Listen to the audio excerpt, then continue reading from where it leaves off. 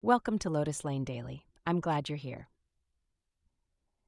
Today's wisdom is for anyone going through something hard. You know that feeling when you open your banking app and immediately close it again? Not because you checked, just because you couldn't face it. The number is in there somewhere, and it's bigger than it was last month, and somewhere in the back of your mind you already knew that. But seeing it written down in actual digits makes it real in a way that's hard to breathe through. So you close the app. You'll deal with it later.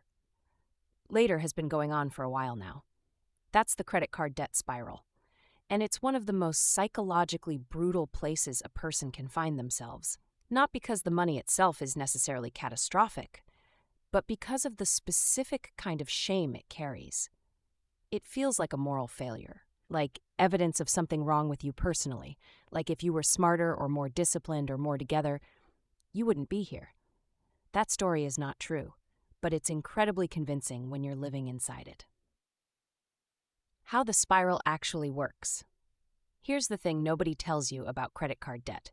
The system is specifically engineered to be hard to escape. This isn't bad luck or bad character, it's math. And the math is working against you. You put something on the card because you needed it, or because you were stressed, or because there was no other option that month. Then interest kicks in. Then the minimum payment looks manageable, so you pay that. But the minimum payment is designed to keep you in debt as long as possible. It barely touches the principal. So next month the balance is almost exactly the same, or higher. Then you need to use the card again because your cash is tied up in the minimum payment.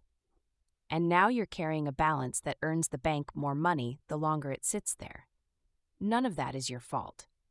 You didn't invent compound interest or design minimum payment structures. You were handed a financial tool with fine print that most people don't fully understand until they're already caught in it. Understanding this doesn't immediately fix anything. But it does change the story, from I am bad with money to I am in a situation that is designed to be difficult to get out of. That shift matters because shame makes you avoid looking at the problem and avoidance makes debt grow. The only way out requires being able to look at it clearly. The shame trap and why it makes everything worse. Financial shame is one of the most isolating kinds.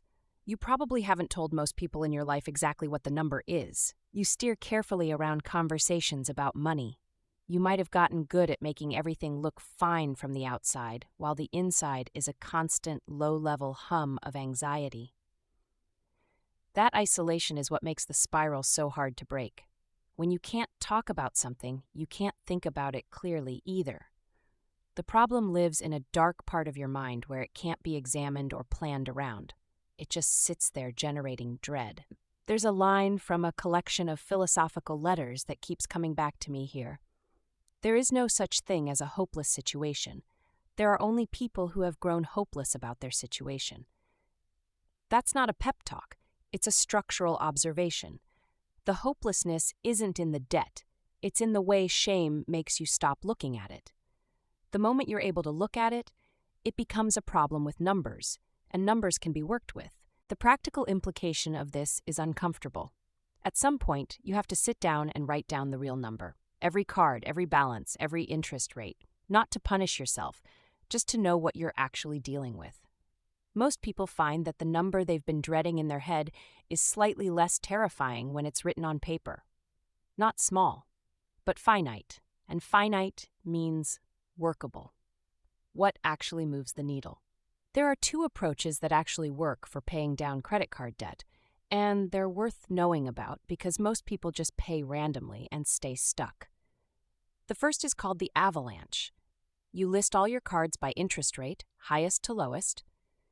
You pay the minimum on everything, and you put every extra dollar you can find at the highest interest card. When that's gone, you move to the next. This is mathematically optimal. You pay less total interest over time. The second is the snowball. You list cards by balance, smallest to largest. You pay the minimum on everything, and you attack the smallest balance first. When that's gone, you roll that payment into the next card. You pay slightly more total interest, but you get wins faster. Research consistently shows that the psychological lift from wiping out even one small card is powerful enough that people stick with the plan more reliably. For a lot of people, the snowball wins in the real world, even though the avalanche wins on paper. Neither of these methods works if there's no extra money to direct. Which brings up the harder question, is there any room anywhere in what's coming in versus what's going out? Not necessarily a dramatic amount. $100 a month directed consistently at a single card, on top of minimums, is enough to start moving the needle. The key phrase is consistently. This is not a problem that gets solved in one dramatic gesture. It gets solved, if it gets solved, by persistent small action over time. A writer whose work I've read described it simply: a river does not carve through rock because of its power, but because of its persistence. You're not going to blast your way out of this in a month. But water, given enough time, cuts through stone. Consistent, directed payments do the same thing to debt. The harder conversation. Is the spiral still spinning? Here's where this gets difficult. If the debt is still growing, if new charges keep going on because there's genuinely no other way to cover essential expenses, then paying it down is secondary to stopping the growth. You can't bail out a sinking boat without first finding the hole. If that's where you are, the honest question is, what would have to change for the card to stop being necessary? Sometimes the answer is income, picking up additional work, even temporarily. Sometimes it's expenses, a specific cost that could be cut or renegotiated.